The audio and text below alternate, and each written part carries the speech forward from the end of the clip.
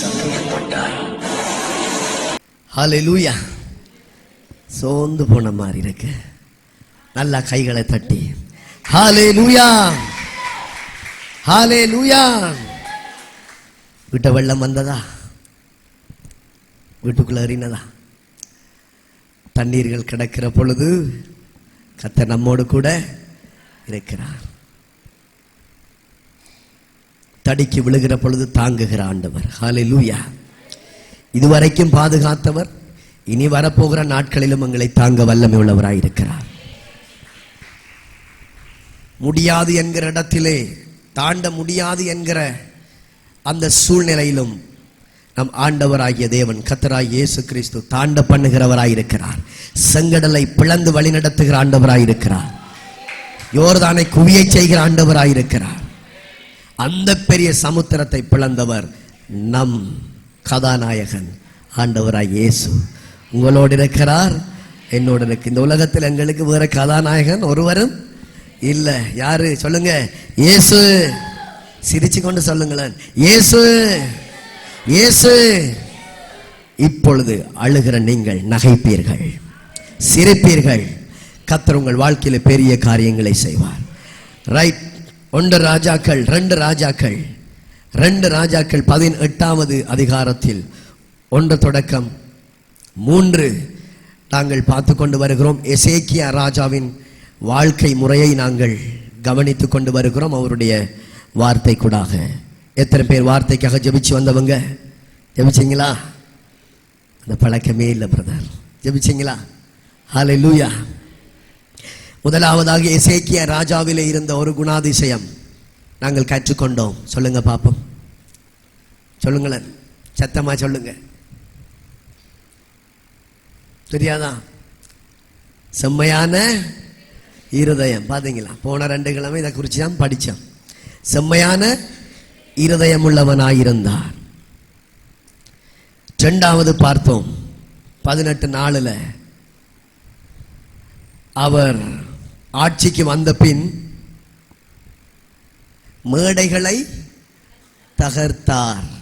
தகாத மேடைகள் நான் சொல்லிக் கொடுத்தேன். எங்கள் வாழ்க்கையில் இருக்கிற தேவனுக்கு பிரியமற்ற காரியங்கள் நாங்கள் ஒவ்வொரு வசனமாக பார்த்தோம். தகாத மேடைகள் அவர் ஆட்சிக்கு வந்து முதலாவதாக செய்தது. நீங்களும் கூட கர்த்தர் பேசுகிற நேரத்திலே ஆவியானவர் சபையிலே ஊழியக்காரன் மூலமாக அவருடைய வார்த்தை மூலமாக பேசுகிற நேரத்திலே எங்கள் வாழ்க்கையில் என்னென்ன மேடைகள் இருக்கிறது, அகற்றப்பட வேண்டியது, அது எல்லாம் எங்களை முன்னேற விடாது. வேத புத்தகத்திலே சொல்லப்பட்டவை, அதாவது செய்யுங்கள் என்று, அதை செய்கிற நேரத்திலே அது ஆசீர்வாதம். ஹல்லேலூயா. ஆண்டவர் சொல்லியிருக்கிறார், இதை செய்யாதீங்க, இதை விட்டுருங்க, அந்த வழியில நீங்க நிற்காதீங்க என்று சொல்லியிருக்கிறார். ஆனால் கூடுதலாக இயேசு கிறிஸ்து செய்யுங்கள் என்று சொன்னதை பார்க்கிலும் செய்யாதீங்க என்று சொல்லி சொன்னதைத்தான் நாங்கள் அதிகமாக என்ன செய்து கொண்டிருக்கிறோம்? செய்து கொண்டிருக்கிறோம். அதுவெல்லாம் ஒரு மேடை. எரிச்சல்கள், பொறாமைகள், போட்டிகள், கசப்பு, சண்டை, வாக்குவாதம், சினிமாவுக்கு முக்கியத்துவம் கொடுக்கிறது, உலகத்துக்கு முக்கியத்துவம் கொடுக்கிறது, அதெல்லாம் ஆண்டவர் பார்க்கிறார். வானத்தின் மேலே இருந்து பூமியின் கீழே மனிதர்கள் மேலே கண்ணோக்கமாக இருக்கிறார். தேவன் எங்களுடைய வாழ்க்கை முறை, எங்களுடைய செயல்பாடுகள் ஒவ்வொன்றையும் ஒவ்வொரு நாளும் கவனித்து கொண்டே இருக்கிறார். சில நேரங்களில் எங்களுடைய செயல்பாடுகள் படுமோசமாக இருக்கிறது. ஆகையினால் அவர் துக்கப்படுகிறார். ஆவியானவர் துக்கப்படுகிற நேரத்திலே அது உங்கள் வாழ்க்கையிலே சாபமாக, உங்கள் வாழ்க்கையிலே அது ஒரு வேதனையாக, உபத்திரவமாக மாறிவிடுகிறது, கண்ணீராக மாறிவிடுகிறது. ஆகையினால் எசேக்கியா ராஜா ஆட்சிக்கு வந்து அவர் முதலாவதாக செய்தது செம்மையான இருதயத்தோடு கூட, 2வது மேடைகளை தகர்த்தார். ஜெபிக்கிற நேரத்தில், வேதம் படிக்கிற நேரத்தில் கர்த்தர் வார்த்தைகள் மூலமாக அவர் கோடிட்டு காட்டுவார். கண்ணாடியில் நாங்கள் முகத்தை ஃபேஸை பார்க்கறது போல ஆண்டவர் காட்டுவார். அப்படி காட்டுற நேரத்தில் அதற்கு கீழ்ப்படிந்து, ஆண்டவரே இதை என் வாழ்க்கையிலே இருந்து நான் என்ன செய்து விடுகிறேன்? அகற்றி விடு. இது எனக்கு வேண்டாம், இந்த பாதை எனக்கு வேண்டாம். என்று நாங்கள் தீர்மானங்கள் எடுக்கிற நேரத்திலே பரிசுத்தர் விலகாத மேகத்தோடு கூட அக்கினி மயமான தேவன், இஸ்ராயேல் ஜனங்களை பாதுகாத்தவர், அக்கினி மயமாக பகலிலே மேகஸ்தம்பமாக இரவிலே அக்கினி ஸ்தம்பமாக பாதுகாத்தவர் உங்களோடு கூட இருப்பார். பார்வோன் உங்களை மேற்கொள்ளுவதில்லை, செங்கடல் உங்களை மேற்கொள்ளுவதில்லை, சத்துருக்கள் உங்களை ஒடுக்குவதில்லை. ஹல்லேலூயா. எத்தனை யேசபேல்கள் எழும்பட்டும், எத்தனை ஆகாப்கள் எழும்பட்டும், ஆனால் ஒத்தையனாக எலியா, ஒத்தையன் அல்ல, அவனோடு கூட சர்வ வல்லமை உள்ள தேவன், வானத்தை பூமியையும் படைத்து அந்தரத்திலே தொங்க விட்டிருக்கிற நம் யாவேயாம் தேவன் எலியாவோடு கூட இருந்தபடியினால் எத்தனை பாகால்களின் கூட்டம் எழும்பட்டும். இதற்கு தேவை எசேக்கியா ராஜாவுக்குள்ளே இருந்த செம்மையான இருதயம் எங்களுக்குள்ளும் தேவை. செம்மையான இருதயம் உள்ளவர்கள் செம்மையான காரியங்களை, அதாவது நல்ல காரியங்களை, பரிசுத்தமான வழிகளையே நோக்கி கொண்டிருப்பார்கள். செம்மையான இருதயம் உள்ளவர்கள் தகாத காரியங்களை வீட்டுக்குள்ளே வைத்திருக்க மாட்டார்கள். தகாத பாவம் நடக்கிற இடங்களிலே கண்ணை விட மாட்டார்கள். அதெல்லாம் ஒரு மேடை, மனம் சித்தம் உணர்ச்சிகளில் எத்தனையோ மேடைகள் கட்டப்பட்டிருக்கிறது, தகாத மேடைகள். வெளியரங்கமான விக்கிரக ஆராதனை உங்களுக்கு தெரியும், கற்களினாலும் மண்ணினாலும் சித்திர வேலைகள், அவர்கள் பென்சில்களால் அல்லது பெயிண்ட் இவைகளினால் வரைந்திருக்கிறார்கள். ஆனால் இன்னும் ஒரு விக்கிரகம் இருக்கிறது, அதுதான் கிறிஸ்தவர்களின் மறைவான விக்கிரகம், அது இருதயத்திலே இருக்கிறது. சில பேருக்கு பொன் விக்கிரகம், மண் விக்கிரகம், அதை கூட்டி கூட்டி இஞ்சால் எடுப்பாங்க எல்லாம், அதெல்லாம் ஒரு விக்கிரகம், இதெல்லாம் ஒரு மேடை. இதெல்லாம் அகற்றப்படுகிற நேரத்திலே வீட்டுக்குள்ள சமாதானம், வீட்டுக்குள்ள சந்தோஷம், வீட்டுக்குள்ள ஒரு நாங்கள் பணம் கொடுத்து வாங்கக்கூடாதபடிக்கு, இனங்கண்டு அறிய முடியாதபடிக்கு ஒரு ஒரு ஒரு சந்தோஷம், ஒரு சமாதானம் உங்க வீட்டை நிரப்பும். ஹல்லேலூயா. இன்றைக்கு மூன்றாவதாக நாங்கள் பார்க்க இருக்கிற காரியம் 2 ராஜாக்கள் 18:5 தேவனாகிய கர்த்தர் மேல் நம்பிக்கை வைத்தான். மூன்றாவது என்ன? 5வது வசனம் வாசிப்போமா?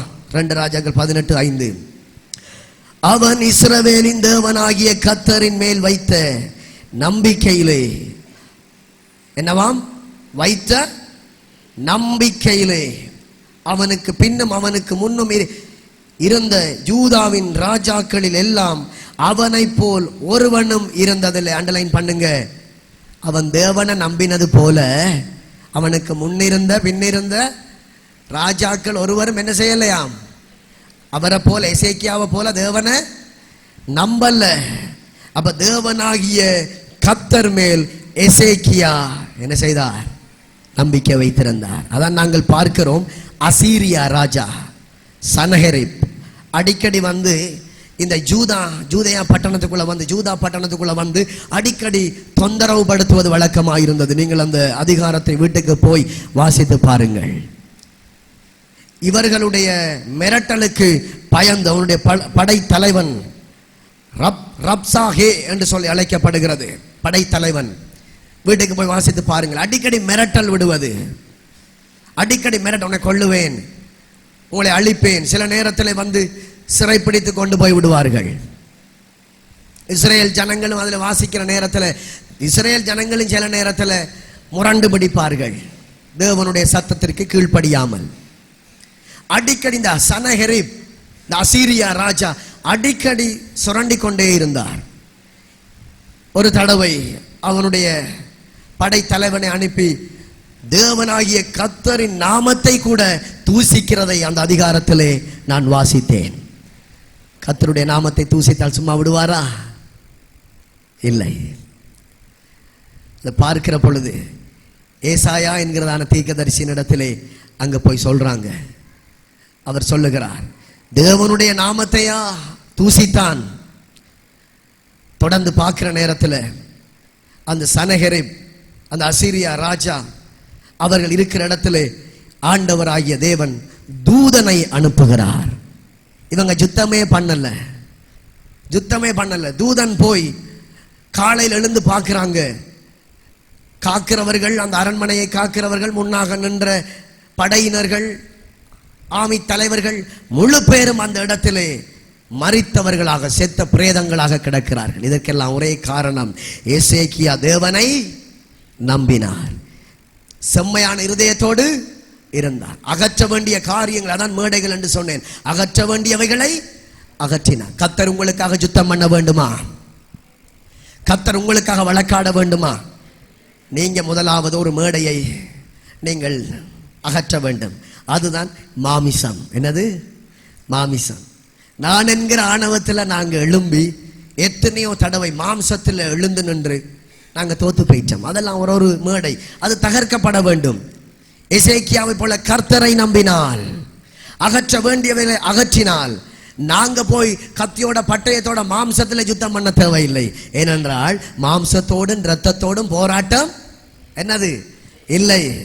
இப்பிரபஞ்சத்தோடும் அந்தகார லோகாதிபதிகளோடும் வான மண்டலங்களில் உள்ள பொல்லாத ஆவிகளின் சேனைகளோடு உங்களுக்கு போராட்டம் உண்டு. மனிதர்களோடு நாங்கள் போராட சண்டை பிடிக்க அது இன்னும் பெரிய அளவிலே போகுமோ தவிர, இன்னும் பெரிய பெரிய உபத்திரவங்களையும் பிரச்சனைகளையும் கொண்டு வருமோ தவிர அதற்கு ஒரு முடிவு வரவே வராது. சில நேரங்களில் பார்க்கிறேன், வேதனையோடு இருக்கிறார் எசேக்கியா ராஜா, உபவாசம் பண்ணி ஜெபிக்கிறார். ஐயோ, சனகரை அடிக்கடி தொந்தரவு பண்ணுகிறான், அடிக்கடி கொலை மிரட்டல் விடுகிறானே, கடத்தி கொண்டு போயிடுவன், சிறப்பிடிச்சிருவன்லாம் சொல்றானே. ஜெபிக்கிறார். என்ன செய்ய வேண்டும்? உபத்திரவத்தின் காலத்திலே, வேதனையின் பள்ளத்தாக்கிலே நாங்கள் எங்களுக்கு தெரிந்த ஜனங்களிடத்தில் பேசி நாங்கள் கத்தியோடையும் பொல்லோடையும் எழும்புறதில்லை, நாங்கள் மாம்சத்தில் எழுந்து நிற்கிறதில்லை. அதை குறித்து ஆண்டவர் சொல்லலை. கர்த்தரை சார்ந்து இருக்கிற நேரத்தில் எசேக்கியா உபவாசம் பண்ணி ஜெபித்தார். ஹல்லேலூயா. ரெட்டு உடுத்தினார், தன்னை தாழ்த்தினார். ஹல்லேலூயா. கர்த்தரே யுத்தம் பண்ணினார். குதிரைகள் யுத்தத்துக்காக புறப்படும், ஜெயமோ கர்த்தரால் வரும். எந்த சத்துரு கூட்டங்கள் உங்களுக்கு விரோதமாக எழுந்து வந்ததோ, யாரெல்லாம் உங்களை அழிக்க எழுந்து வந்தார்களோ, நீங்க முட்டி போடுங்க, அவர்கள் முதுக காண்பிப்பார்கள். ஹல்லேலூயா. நீங்கள் ஜெயிப்பீர்கள், நீங்கள் வளர்ந்து கொண்டே போவீர்கள். கர்த்தர் உங்கள் தலையை நிமிர பண்ணுவார். பெரிய அளவிலே நாங்கள் தான் சவால் விட்டார்கள்.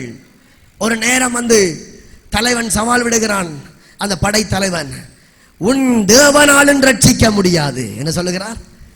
உன் தேவனாலும், நீ ஆராதிக்கிற கர்த்தராலும் ரட்சிக்க முடியாது. எங்களுக்கு தெரியும், நாங்கள் ஆராதிக்கிற தேவன் எங்களை தப்புவிக்க வல்லமை உள்ளவர். சொல்லுங்க, நான் ஆராதிக்கிற தேவன், அது எப்பேற்பட்ட சிங்ககபியாயிருந்தாலும், பள்ளத்தாக்குகளாயிருந்தாலும், அக்கினி சூளையாயிருந்தாலும், என் ஜீவனை காத்து அந்த நெருப்பு கரி கூட, சாம்பல் கூட படாமல், அந்த மனம் கூட என் முகத்துல இல்லாமல், கரி கூட அப்பாமல் வெளியிலே கொண்டு வர என் தேவன் வல்லமை உள்ளவராயிருக்கிறார். ஹல்லேலூயா. நம்புறீங்களா? முதலாவது பிள்ளைகள், நீங்கள் செய்ய வேண்டியது, தேவனாகிய கர்த்தர் மேல் அவன் நம்பிக்கை வைத்தான். நீங்கள் கர்த்தரை நம்ப வேண்டும். பக்கத்தில் இருக்கிறவர்களையே நம்பி, வீட்டுக்குள்ளே இருக்கிறவங்களையே நம்பி, நாங்கள் தொழில் செய்கிற இடத்துல இருக்கிறவங்களை நம்பி, உயிருக்கு உயிரான நேச ஃப்ரெண்ட்ஸை நம்பி ஏமாந்து போனோம் அல்லவா? எல்லாரும் கைவிட்டார்கள். நாங்கள் இயேசுவை நம்பலை. அந்த இடத்துல நம்பக்கூடியவர், எங்களுக்கு தேவையானவர் இயேசு, அவரை நாங்கள் விட்டுட்டோம். அவனுடைய கதைக்கு பின்னாலேயே, அந்த சகோதரின் கதைக்கு பின்னாகவே நாங்கள் போயிட்டோம் இல்லையா? அதுவே எங்களுக்கு கண்ணியாய் மாறிச்சு. இயேசுவை நீங்கள் நம்பினால் கட்டாயம் அவர் உங்களை உயர்த்துவார். கட்டாயம் உன் கண்ணீரை துடைப்பார், உன் வேதனைகளை மாற்றுவார். உன் இருதயத்தின் குமுறலை கர்த்தர் அறிகிறவராயிருக்கிறார். உன் புலம்பலை கர்த்தர் அறிகிறவராயிருக்கிறார். சகோதரியே, உன் வீட்டுக்குள்ள என்ன தேவை இருக்குது, உன் பிள்ளைகள் வாழ்க்கையில் என்ன தேவை இருக்குது, என் தேவன் அறிகிறார். அவர் குருடன் அல்ல, அவர் செவிடன் அல்ல. இங்க பண்ணுகிற ஜெபத்தை கர்த்தர் கேட்டிருக்கிறார். அதற்கு இன்றைக்கு பதில் கொடுத்து கொண்டிருக்கிறார். நான் செய்யவே செய்வேன். நீ என்னை நம்பினால், தேவன் கேட்கிறது, முதலாவது செம்மையான இருதயம் தேவை. தாழ்மையான முகத்தோடு, சிரித்த முகத்தோடு, இரக்க உள்ளத்தோடு தேவன் உங்களை பார்த்து கேட்கிறார், பிள்ளை மகளே, செம்மையான இருதயம் உனக்கு தேவை. அதோடு கூட எனக்கு பிரியமற்ற காரியங்கள் உன் வாழ்க்கையில இருக்கிறது, அதை அகற்றி போடு. மூன்றாவது, என்ன நம்பு. ஹல்லேலூயா. சொல்லுங்க, ஆண்டவரே நான் உம்மை நம்புகிறேன். சொல்லுங்க, நான் உம்மை நம்புகிறேன். சங்கீதம் 62:8 சொல்லுகிறது. சங்கீதம் 62:8, எக்காலத்திலும் அவரை நம்புங்கள், எக்காலத்திலும் அவரை நம்புங்கள். எல்லா நேரத்திலும், எல்லா சூழ்நிலைகளிலும், எல்லா உபத்திரவங்களிலும், குற்றச்சாட்டுகளிலும், ஒன்றுமில்லாத நேரங்களிலும், எக்காலத்திலும் கர்த்தரை நம்புங்கள். இருக்கோ இல்லையோ கர்த்தரை நம்புங்கள். மூன்றாவது, அவர் சமூகத்தில் இருதயத்தை ஊற்றிவிடுங்கள். எதை கேட்கிறார்? சங்கீதம் 62:8. மூன்றாவது, அவர் சமூகத்தில் இருதயத்தை ஊற்றிவிடுங்கள். அன்னாள் இருதயத்தை அவர் சமூகத்திலே ஊற்றினாள். இருதயத்தை ஊற்றுவது என்பது உள்ளந்திரியங்களை ஆராய்கிற தேவன், அவர் காண்கிறவராயிருக்கிறார்.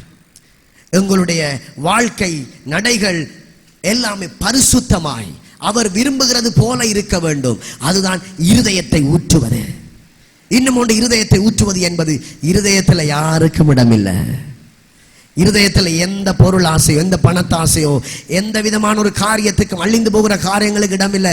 ஆண்டவரே, என் இருதயத்தை திறக்கிறேன் பாருங்கப்பா, என் இருதயத்தில் ஒன்றுமில்லை, நீங்க தான்.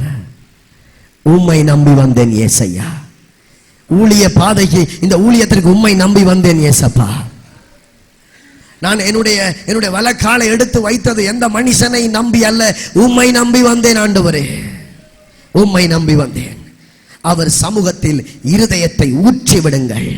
தேவன் உங்களிடத்தில் கேட்கிறது ஒன்றைத்தான், உன் இருதயத்தை எனக்கு தா, உன் இருதயத்தை எனக்கு தாண்டு கேட்கிறார்.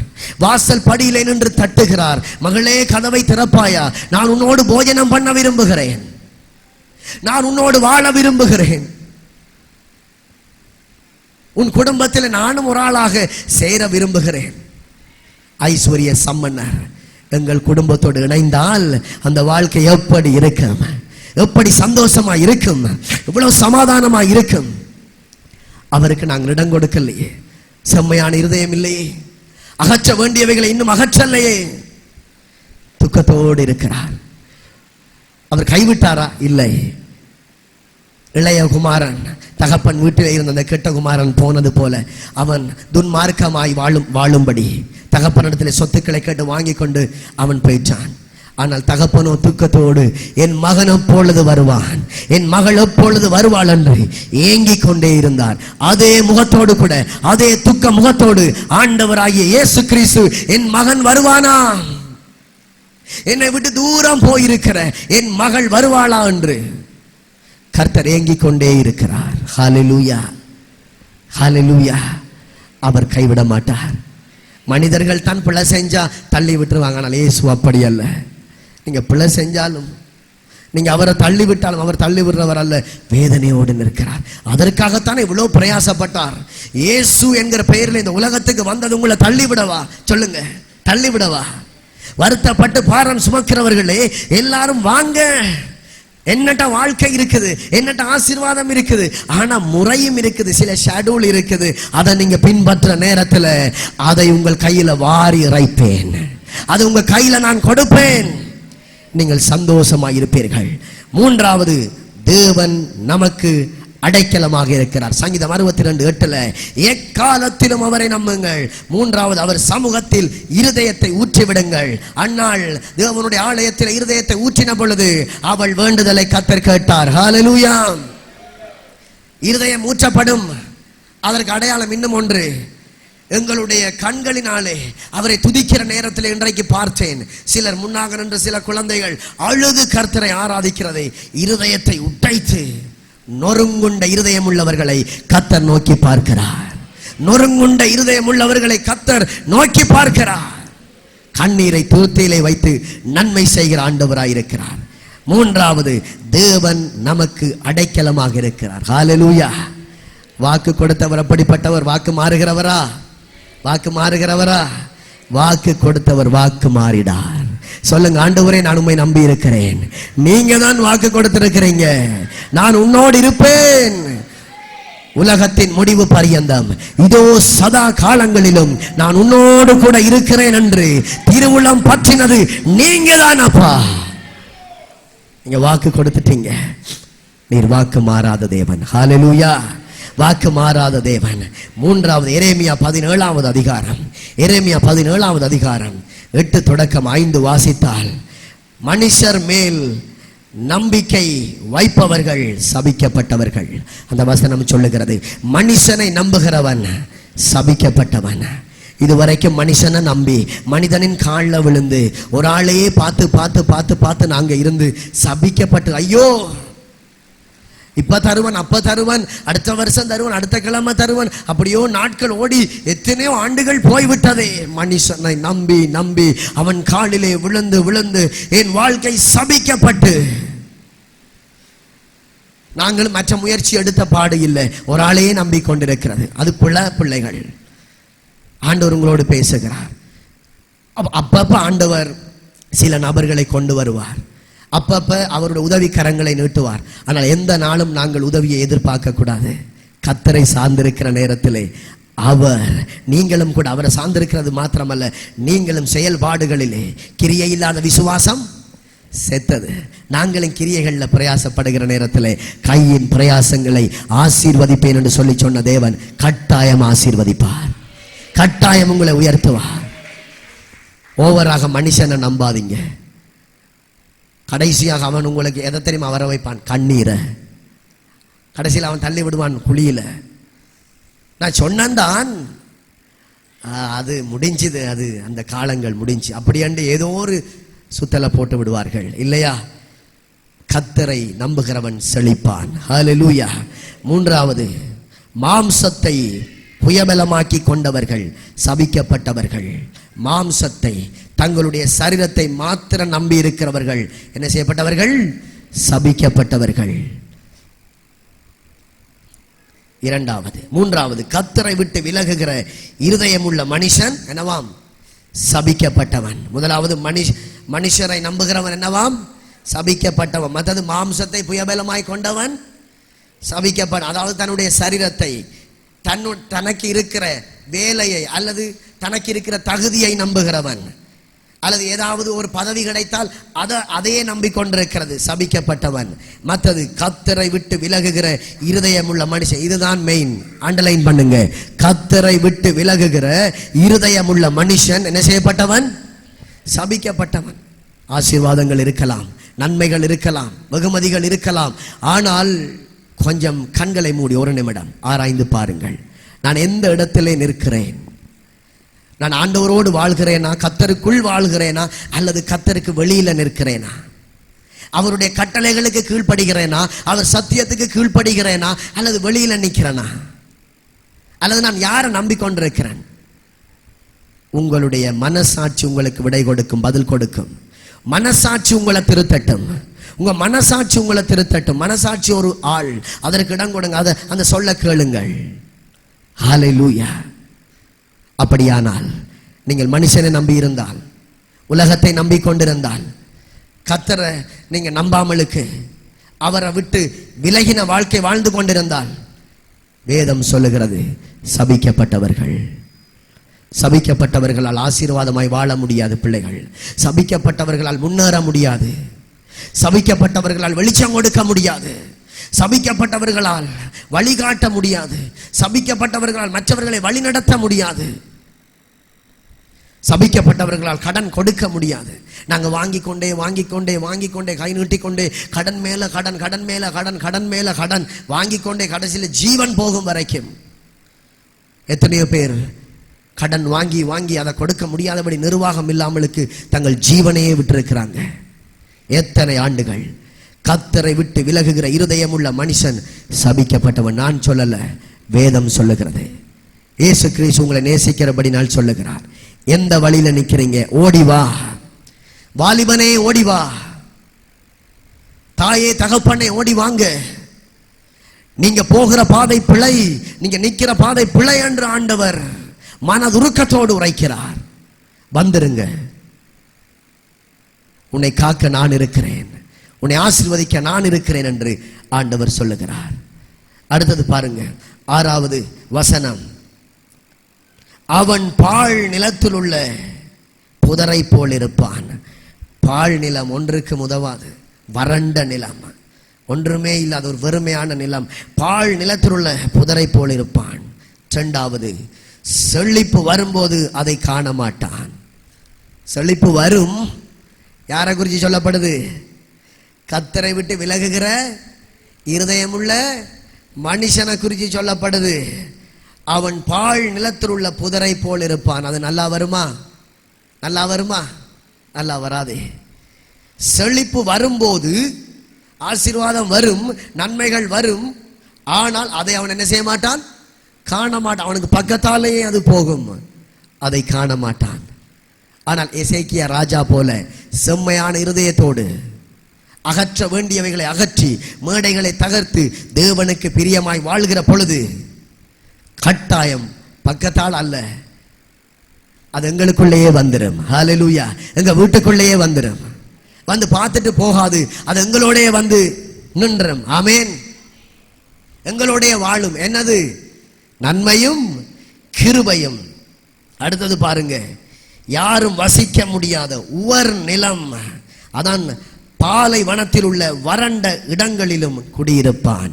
யாரும் வசிக்க முடியாத, அந்த பைபிள்ல வேற மாதிரி இருக்கும். நான் அதை சரியான விதத்திலே சரியான தமிழ் எடுத்து வந்தேன்.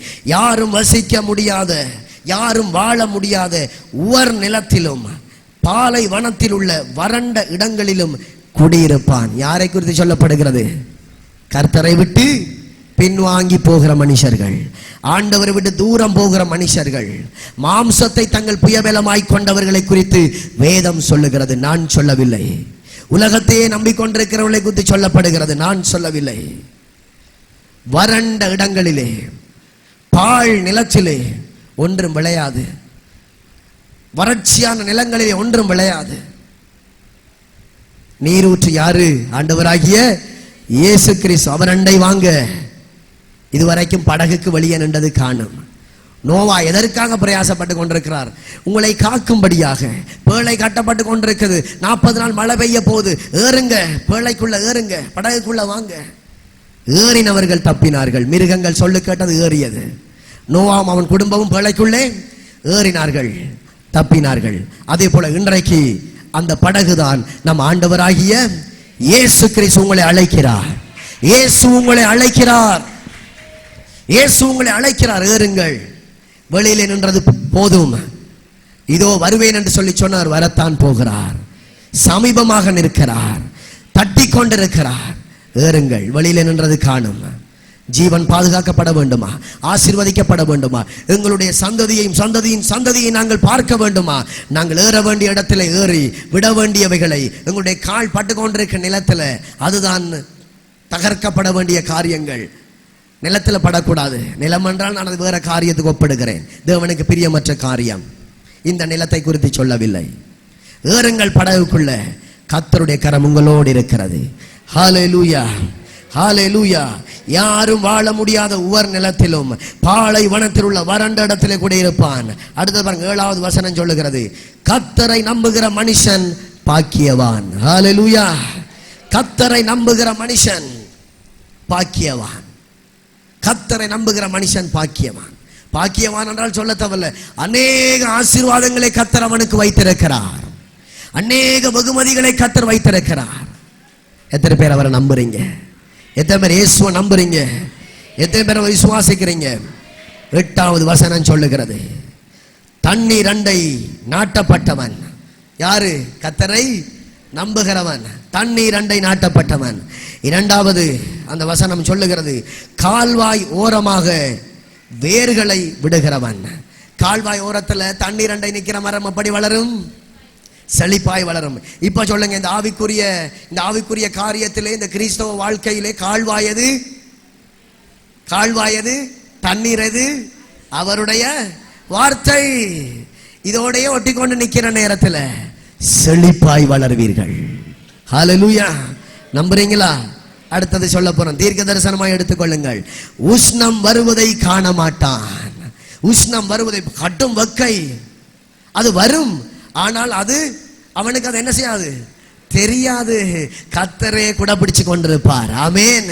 அவரே கேடகமாக இருப்பார். அவரே தூணாக இருப்பார். அடுத்தது, இலை பச்சையான மரத்தை போல இருப்பான். என்னவாம்? உஷ்ணம் வருவதை காண மாட்டான். அடுத்தது, இலை பச்சையான மரத்தை போல எப்பொழுதும் கனி கொடுக்கிறவனாக வாடாதவனாக இருப்பான். யார் அது? யாரு? கர்த்தரை நம்புகிறவன். நம்புறீங்களா? சொல்லுங்க, நான் ஆண்டவரை நம்புகிறேன். ஆண்டவரை நம்புகிறேன். பக்கத்தில் இருக்கிறவங்களை பார்த்து சொல்லுங்க, நம்புறீங்களா ஆண்டவரை? அப்படித்தான் சொல்றீங்க. ஹல்லேலூயா, ஹல்லேலூயா. இலை பச்சையான மரத்தை போல இருப்பான், என்றென்றைக்கும் செழித்தோங்குவான். கர்த்தர் இன்றைக்கு உங்களுக்கு ஒரு ஆசீர்வாதமான ஒரு செய்தியை கொடுக்கிறார். இதை பிடிச்சு கொள்ளுங்க. இதே போல உங்க வாழ்க்கை மாறும். இதே போல கர்த்தர் உங்களை மாற்றுவார். ஹல்லேலூயா. அடுத்தது பாருங்க, மழை தாழ்ச்சியான வருஷத்திலும் கவலைப்பட மாட்டான். என்னவாம்? மழை இல்லாத நேரத்திலையும் கர்த்தரே நீரூற்றாயிருக்கிறார். கர்த்தரே நீரூற்றாயிருக்கிறார். எத்தனையோ பாலைவனங்கள், எத்தனையோ வறண்ட நிலங்கள் உங்களுடைய வாழ்க்கையில பார்த்துட்டோம் இல்லையா? எங்களுடைய வந்த வழிகளை நோக்கி பார்த்தா எத்தனையோ பாதைகள், கண்ணீரின் வழிகள், கலங்கி நின்ற வேளைகள், திக்கற்ற பிள்ளைகளை போல அலைந்தோம். ஆனால் கர்த்தர் எங்களை கைவிட்டாரா? மறந்தாரா? அந்த இடத்திலையும் தூதனை அனுப்பினார். அந்த இடத்திலையும் நம்மை பாதுகாத்தார். அந்த இடத்திலும் எங்களை வழி நடத்தினார். ஹல்லேலூயா. வாகனம் இல்லாமல் நடந்து கொண்டு திரிந்த நேரங்கள் உண்டு. ஒன்றுமே இல்லாமலுக்கு ஆண்டவருடைய முகத்தையே பார்த்து கொண்டிருந்த நேரங்கள் எப்பொழுது நடக்கும், எப்பொழுது நடக்கும், எப்பொழுது நடக்கும். ஒரு சில மனிதர்களை கர்த்தர் கொண்டு எங்களை தூக்கி விட்டார். ஹல்லேலூயா. ஒரு சில மனிதர்கள் மூலமாக கர்த்தர் நேரடியாக வாரதில்லை. யாரோ ஒருவரை தட்டுவார், பார், கொடு, செய். அதே போல் அவர்கள் வந்தார்கள், எங்களை கவனித்தார்கள். ஆமென். இன்றைக்கு நாங்கள் இந்த அளவுக்கு இருக்கிறோம் என்றால் எல்லாம் கர்த்தருடைய கிருபை, தேவனுடைய கிருபை. ஹல்லேலூயா. அடுத்தது பாருங்க, அந்த வசனம் சொல்லுகிறது, வருத்தமின்றி தப்பாமல் கனி கொடுப்பான். ஹல்லேலூயா. கனி கொடுக்கிறது நல்லது. மழை தாழ்ச்சியான வருஷத்திலையும் ஆசீர்வாதமாக அது முளைச்சி கொண்டே இருக்கும், பச்சையாக இருக்கும். எல்லாமே கேட்க அழகாத்தான் இருக்குது.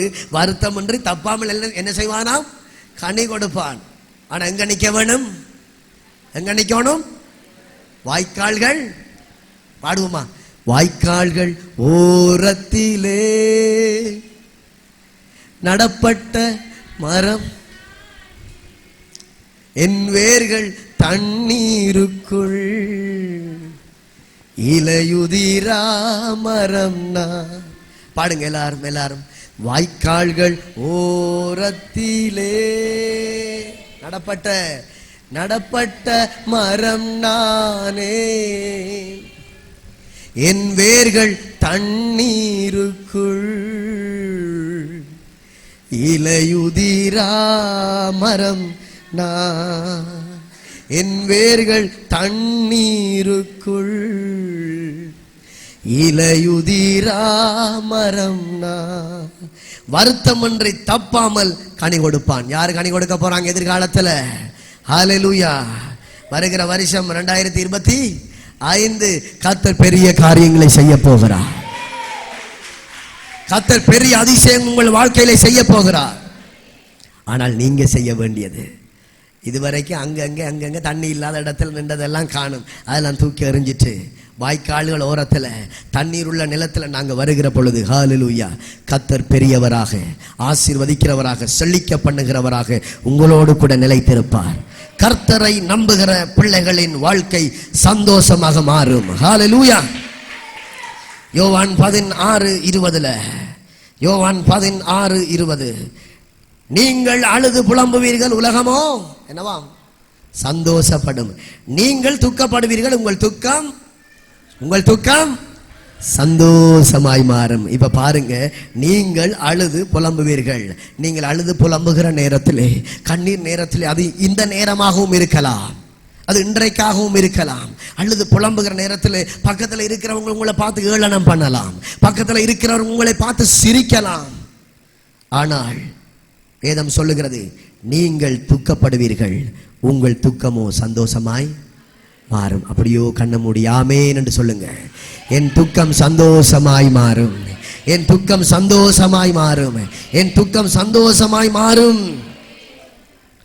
இந்த பூமியிலே வாழ்கிற மனிதர்கள் ஏதோ ஒரு காரியத்தை நினைத்து கொண்டு, ஏதோ ஒரு பிடியில் அகப்பட்டு கலங்கி கொண்டுதான் இருக்கிறார்கள். இருதயத்திலே குத்தப்பட்டவர்களாக வேதனையோடு தான் இருக்கிறார்கள். கண்ணீரின் வாழ்க்கை இருந்து கொண்டுதான் இருக்கிறது. என் வாழ்க்கைக்கு ஒரு முடிவு வராதா, ஒரு முற்றுப்புள்ளி வராதா, இந்த கண்ணீர் துடைக்கப்படாதா, இந்த பிரச்சனை மாறாதா என்று அழுது புலம்பிக் கொண்டே இருக்கிறார்கள்.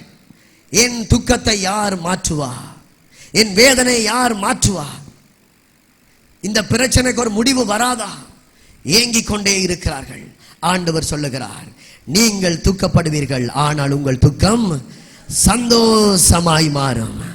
இன்றைக்கு கலங்குறீங்களா? கலங்கி வந்திருக்கிறீங்களா? வேதனையோடு வந்திருக்கிறீங்களா? ஆண்டவர் உங்களை பார்த்து பேசுகிறார், உன் துக்கம் சந்தோஷமாய் மாறும். ஹல்லேலூயா.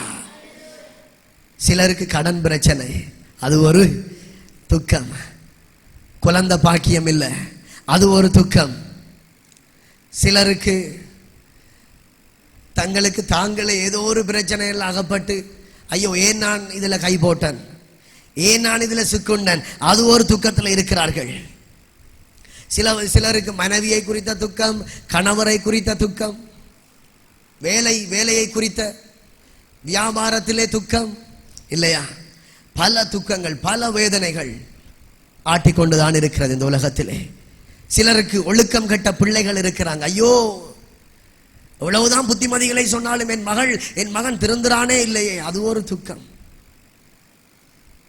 பணம் இல்லை, பணப்பற்றாக்குறை துக்கம். சிலர் உயிருக்குயிராய் நேசித்தவங்க அவங்கள விட்டு போயிட்டாங்க. பாருங்க, இந்த வெள்ளத்தில் நாங்க பார்க்கிறோம், இந்த டிராக்டர் மெஷின்ல போன பிள்ளைகள். இன்னும் நாங்கள் இங்கே மலைய பகுதியில் பார்க்குற நேரத்தில் பஸ்ல போன எத்தனையோ பிரயாணிகள் ஆக்சிடென்ட் பட்டு அந்த இடத்துல உயிர் போனது, பிரிந்தது. எத்தனை பேர் அழுது புலம்பினார்கள். எத்தனை பேர் பார்த்தீங்க நியூஸ்ல? அழுது புலம்பினார்கள். இன்றைக்கும் ஆறா காயத்தோடு, ஐயோ எனக்கு ஒரு மகன் தானே, எனக்கு ஒரு மகள் தானே, என் கணவன் என் மனைவி தண்ணியில போயிட்டாங்க, வேதனையோடு இருக்கிறார்கள். அப்படி ஒரு நிமிடம் ஆவியான ரேவினபடினால் உங்கள் வலக்கரத்தை உயர்த்தி, ஆண்டவரே அப்படிப்பட்டவர்களை தேற்றுங்க தகப்பனே. சொல்லுங்க, அப்படிப்பட்டவர்களை தேற்றுங்கப்பா. கண்ணீரோடு மூளையில் இனி நானும் வாழ போறதில்லை, என் பிள்ளையே இல்லை, என் பிள்ளையே மரித்து போனால் இனி நானும் இருக்க போறதில்லை, நானும் மரித்து போயிருவேன், நானும் இன்றைக்கு இரவைக்கு அல்லது ஏதோ ஒரு தற்கொலையை பண்ணி நானும் செத்துருவேன் என்று சொல்லி ஏக்கத்தோடு இருக்க அந்த தாய், அந்த தகப்பனை தேற்றுங்க ஆண்டவரே, தேற்றுங்க தகப்பனே, தேற்றுங்கப்பா, தேற்றுங்க. எது நடக்க கூடாது என்று நினைக்கிறார்களோ அதை குறித்து ஒரு பயம், இது நடக்காமல் இருந்தால் நல்லா இருக்கும். எத்தனை பேர் இருக்கிறீங்க? கையை உயர்த்தாட்டியும் பரவாயில்ல, என் வாழ்க்கையில் இது நடக்கக்கூடாது. ஆவியான தீர்க்க தரிசனமாக பேசுகிறார்.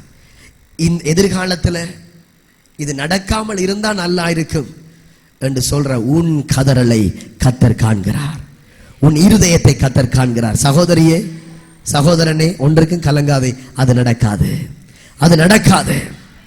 கர்த்தர் மாற்றுகிறார், கர்த்தர் மாற்றுகிறார், முற்றுப்புள்ளி வைக்கிறார். நம்புறீங்களா? நம்புறீங்களா? உன் துக்கம் சந்தோஷமாய் மாறும், உன் கவலைகள் சந்தோஷமாய் மாறும். ஆவியானவர் இந்த காலை வேளையில் உங்களோடு இடைப்பட்டு கொண்டிருக்கிறார். சங்கீதம் 18:28, சங்கீதம் 18:28 சொல்லுகிறது, தேவரீர் விளக்கை ஏற்றுவீர், என் இருளை வெளிச்சமாக்குவீர். ஹல்லேலூயா. சொல்லுவோம், தேவரீர் என் விளக்கை ஏற்றுவீர், என் இருளை வெளிச்சமாக்குவீர்.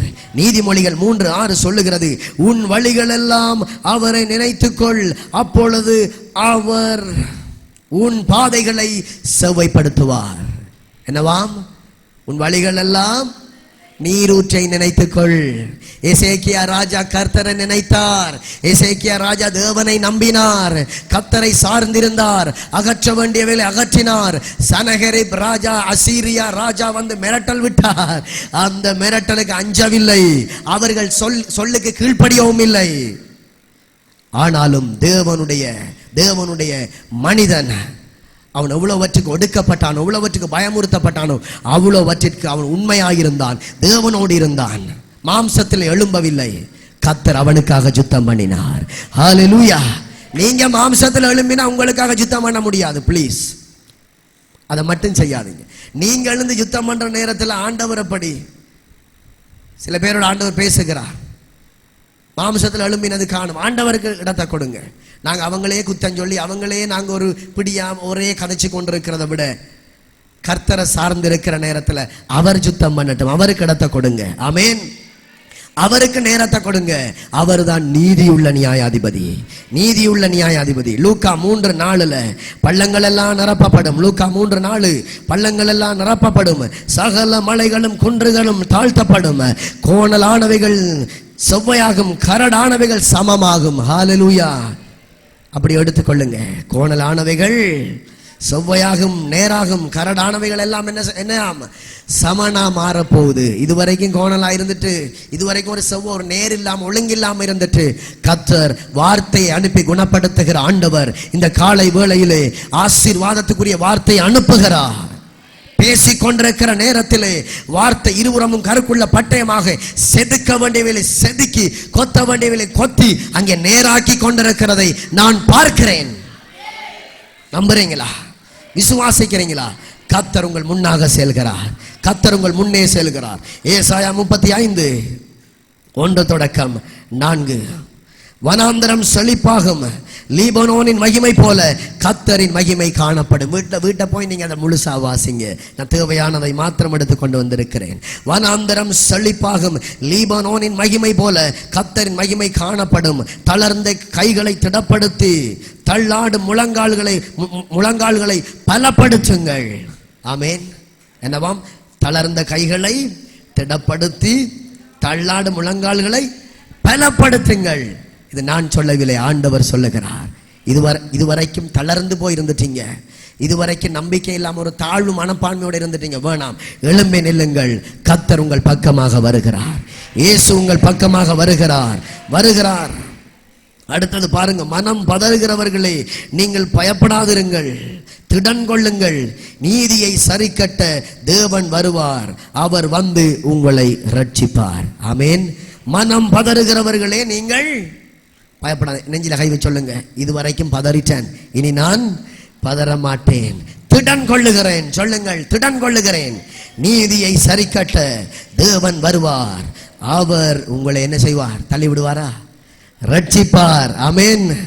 சங்கீதம் 103:3-5 சொல்லுகிறது, அவர் உன் அக்கிரமங்களை எல்லாம் மன்னித்து உன் நோய்களை எல்லாம் குணமாக்கி உன் பிராணனை அழிவுக்கு விலக்கி மீட்டு உன்னை கிருபையினாலும் இரக்கங்களினாலும் முடிசூட்டி நன்மையினால் உன் வாயை திருப்தியாக்குகிறார். ஹல்லேலூயா. நன்மையினால் உன் வாயை திருப்தியாக்குகிறார். அப்படியோ எடுத்துக்கொள்ளுங்கள்.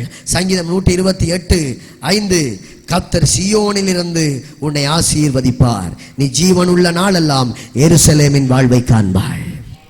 ஆமேன். ஹல்லேலூயா. கர்த்தர் சீயோனில் இருந்து உன்னை ஆசீர்வதிப்பார்.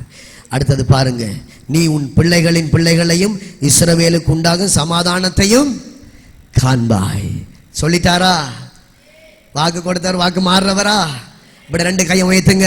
ஆண்டவரே, நீங்க சொல்லிட்டீங்க, நான் அதை அப்படியே ஏற்றுக்கொள்ளுகிறேன். எசேக்கியா ராஜாவை போல இனி என்னை நம்பினது நான் காணும். எசேக்கியா ராஜாவை போல நான் உம்மை நம்ப போகிறேன். உம் மேல சார்ந்திருக்க போகிறேன். மேடைகளை எல்லாம் தகர்க்க போகிறேன். எனக்கு வேண்டாம் ஆண்டவரே.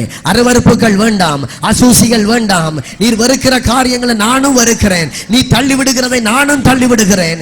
வேண்டாம். சொல்லுங்க, வேண்டாம். உம்முடைய வழிகளை கண்ணோக்குகிறேன். செம்மையான வழிகளில் என்னை நடத்தும். செம்மையான இருதயத்தை எனக்கு தாரும். நான் உண்மையை நம்பி இருக்கிறேன். என் பிள்ளைகளை நம்பினது போதும். என் மனைவியையும் என் கணவனையும் ஆண்டவரின் பக்கத்தில் இருக்கிற நேச ஃப்ரெண்ட்ஸ் இவங்களெல்லாம் நம்பினது காணும். ஆண்டவரே, இனி என் வாழ்க்கை உமக்காக.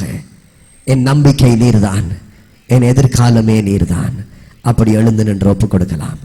Thank you Lord. Thank you Jesus. நன்றி பரிசுத்த ஆவியானவரே. நன்றி பரிசுத்த ஆவியானவரே. ஓபனுங்க. நன்றி பரிசுத்த ஆவியானவரே. நன்றி அப்பா. அப்படியே கைகளை உயர்த்துவோமா? கைகளை உயர்த்துவோமா? ஆண்டவரே, இந்த வார்த்தைக்கு நேராக என்னை ஒப்புக் கொடுக்கிறேன். இந்த வார்த்தைக்கு நேராக ஒப்புக் கொடுக்கிறேன். சொல்லப்பட்ட தீர்க்க தரிசன வார்த்தைகள்